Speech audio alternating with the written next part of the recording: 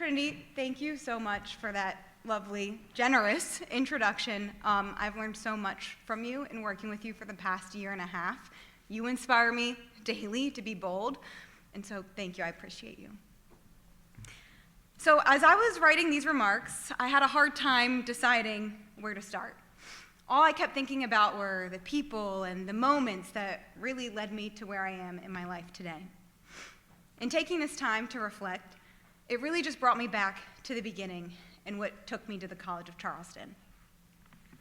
When I applied to the College of Charleston, I was deferred. And when I got the news, I was really devastated, but I was like, okay, I'm gonna wait and see, keeping my fingers and toes crossed and just hoping I'd squeak in with the late acceptances. When I was finally accepted, I was put on a probationary program where I had to meet with an advisor multiple times a semester. I was thrilled. I said, as long as I get to go to this school, I am so grateful. I will do whatever you tell me to do. But now, as many of you know in this room, it's very expensive to go to the College of Charleston as an out-of-state student. It's quite the investment. And so when I finally got into the college, my family and I had a hard time knowing, really, how are we going to do this? How are we going to pay for this?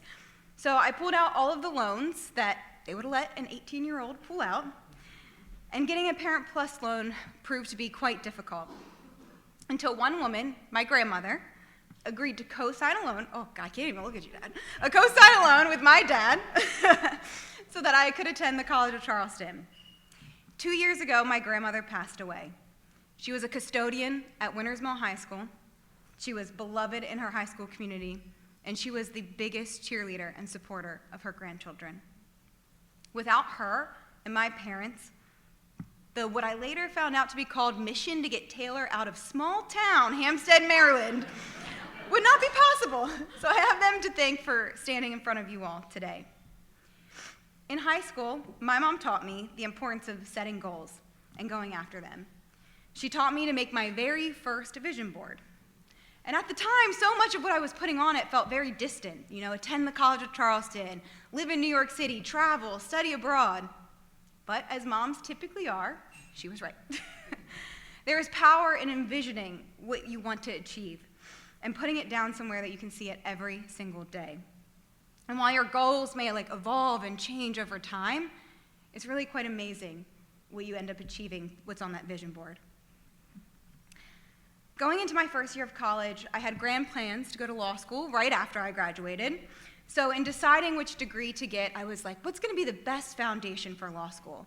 And knowing about the College of Charleston's top-tier Department of Communications, that's where I landed. And so it was in that early pursuit of the communications degree that really set up the years to come. As a freshman, I was sitting in the Education Center taking my very first communications course with Dr. Jessica Smith. As the Fall Advisory Council approached, she encouraged the class to go to the visit. She pulled me aside after class and said, you should really go to this, and you should meet Tom Martin. So I was like, okay, curious of what is this advisory council and who is Tom Martin? I went. And that's when she pointed out Tom, and I went to introduce myself. Little did I know then that I was meeting someone who would have a profound impact on my career and life. Tom told me all about the spring break trip that the department puts on, and he introduced me to Chris Piedmont, last year's Emerging Mentor recipient. Chris became a mentor to me. He hired me as an intern at Peppercom, and he is now a very, very dear friend. All of this because I decided to take the advice of one professor, Dr. Smith. One professor encouraging me to attend this event changed my life. It led to 4 years of exposure to the Advisory Council, attending 2 of the department's spring break trips to New York and DC, an internship with the comms department, participation in the Mentor Protege program where I was paired with my mentor, Hayes Roth, and eventually to the participation in the inaugural class of Martin Scholars. Mentorship is really such a broad word, and oftentimes we think of it as this formal relationship. And while it's really important to have those formal mentors, it's also in those small moments where mentorship occurs. The moments where a professor encourages one student to go and do something. The moment where someone introduces you to someone who you aspire to be like. and the moments where you take a Zoom meeting for a 30-minute coffee chat with someone you do not know but met on LinkedIn. Mentorship lives in our everyday lives, and it's on us to recognize that even in the smallest of moments, we may be mentoring. As I said at the beginning, when I was writing these remarks, all I kept coming back to were the people who have impacted me on my journey, in the moments big and small. I want to take the time to thank some of them, because without them, I would not be standing here. First and foremost, thank you to my parents who are here tonight, Carol and Ben. I would not be who I am without them, and I am very grateful every day to have the support system between them and my younger sister, Cammie. I feel unbelievably grateful to have a family that supports each other, because at the end of the day, I believe we all need love, and be around people who see the best in us, even on our hardest days. So thank you, Mom and Dad, for everything. Tom and Wanda, thank you for investing in the communication department and students here. Your commitment to mentorship and giving back changes lives every single day. I am so grateful that I've gotten to call you both mentors and now family. Hayes Roth, thank you for being my very first formal mentor. When I told you my junior year of college I wanted to move to New York City, you didn't call me crazy. You sat me down and helped me come up with a plan. And now when students come to me saying they want to move to New York City, it's your advice and your wisdom that I pass along to them.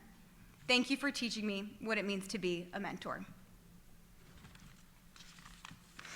Beth, Ryan, thank you for all that you do for the department and for your constant encouragement and support over the years. To my Martin Scholar mentees, past and present, Annie, Morgan, Kayla, and Laurie, who aren't here, you all have taught me and continue to teach me so much. I feel so honored that I've gotten to be a part of your journey, and I just cannot wait to see what unfolds next. To Ethan, my business partner, mentor, friend, and boss, thank you. Thank you for believing in me, for lifting me up over the past 7 years. You've given me the runway to fly, and I'm forever grateful for your trust, encouragement, and guidance. To Eric, my fiance and partner in life, thank you for being my biggest cheerleader. You are the one who is there on the good days, the bad days, the ugly days, and really I would not want anyone else to be there for any of those days. You make life so much fun, and I feel like we can conquer the world when we're together. And I'd be remiss not to mention my therapist, because without her, I'm not really sure how I'd function. And lastly, I want to thank a few mentors who've played such pivotal roles, but I know aren't here this evening. Emily Wheeler, Julia Race, Keith Lindenberg, T.R. Straub, and so many more.